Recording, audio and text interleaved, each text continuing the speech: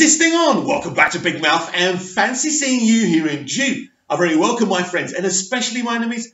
Come in, sit down, no touching. I don't do the touching. And welcome to episode 21, is it, of Smallville, the Saviour of Superman.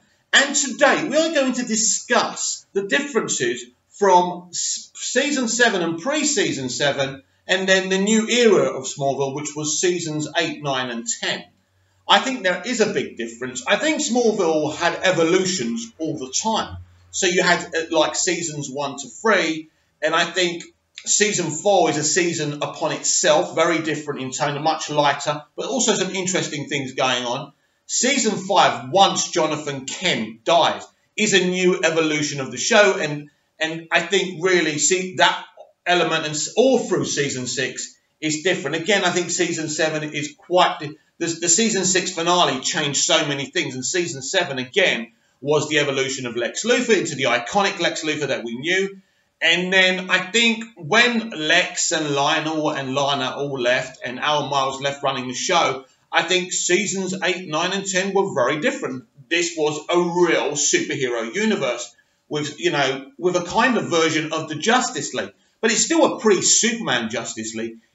Clark's still Clark. He's still Kal-El. He's not Superman yet. He's wearing basically, in the final 3 seasons, mostly, he's wearing the long Neo black jacket, and he's got the black top with the S on it, which was a very interesting pre-Superman idea, because that is supposed to show you that Clark's still unsure of who he really is.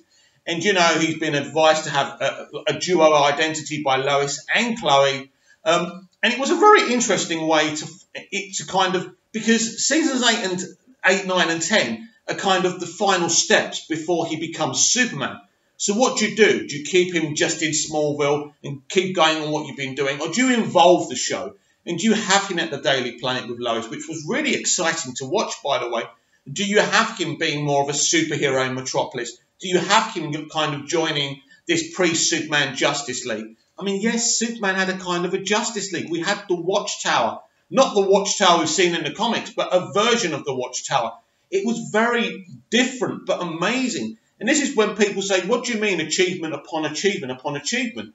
We had John Jones as part of that pre-Superman Justice League, Martian Manhunter. It wasn't in every episode. But look, it was amazing. They were doing it. They started this pre-Superman story on the farm in Smallville. And slowly, as we go to Season 5, 6, it's a little bit more in Metropolis, but it's still seasoned in Smallville. It's still that life. And then when we get to Season 7, he meets Kara, a.k.a. Supergirl. And then from Seasons 8, 9 and 10, I mean, you have, I'm still going to do a special episode of Smallville, the Saviour of Superman, talking about absolute justice. Maybe I should have done that today, but I wanted to talk about the distinct differences. So after Season 7, it's really different. From the first episode, Odyssey, in Season 8, right, it's a new story. It's kind of continuing from the fortress falling, collapsing and everything. But pretty much, this is a new era for Clark's pre-Superman story. So it's a very different show. And I'm sure a lot of people jumped off of Smallville from that moment. They just couldn't accept the fact that Lex and Lionel wasn't in it. Some people couldn't accept that Lana wasn't in it, although she did like 5, 6 episodes in Season 8 or something like that.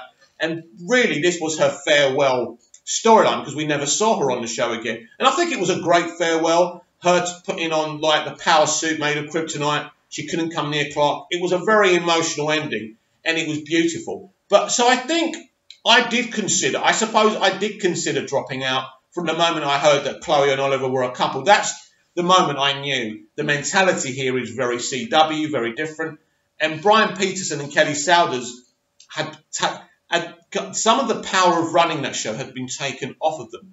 Because I think another interesting situation was that from Season 8, obviously Alan Miles, the creators of the show and the showrunners for 7 years, had left. So they had 4 people running the show in Season 8, people who had all been there during the Alan Miles era.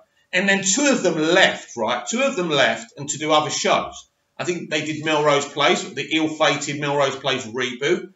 And really, when they left, you understood that they probably were more loyal to Alan Miles, and basically the CW didn't like that. So they moved them on to try and take it even more away. And season 9 is a really different. I think season 9 is actually a really dark season. I mean, there's a few fillers in there that try and lighten it up. But basically, the whole Zod story is amazing.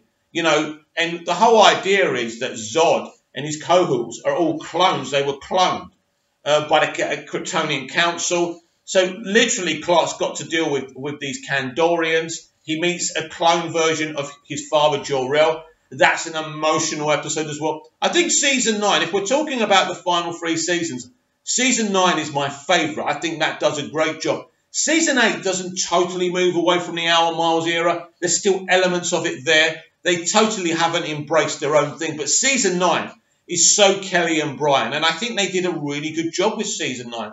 I thought Callum Blue was a great Zod. I would have preferred Sam Witwer, who played Davies Bloom in season 8. I think that was a great idea because basically, you know, Davies' father, the man who created Doomsday, was Zod. So could have been kind of awesome that they looked alike. I think the whole idea was that they were going to put Sam a goatee as well. I think he would have looked amazing and he would have creamed the performance. So that was a little bit disappointing. But I do say out of all the seasons, the final 3 seasons, I think season 9 is a massive success story. They have a great finale as well, a great kind of depowered, a depowered fight between Zod and Clark. No powers. They're fisting each other. They're beating each other up. There's some great choreography in that fight. And then finally, Clark falls to his death. He sacrifices himself.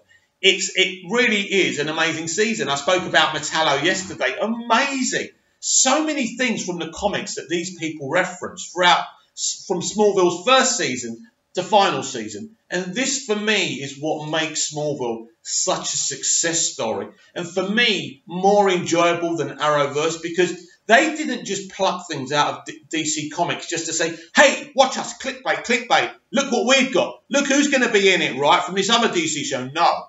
Whatever Smallville did, whether they plucked out Christopher Reeve or, you know, the guy who played Jimmy Olsen, right, Mark McClure, everything they did was class and it worked for their show. And that, my friends, is what made Smallville special. But the truth is, I haven't got time in one video to talk about all the things that made Smallville special.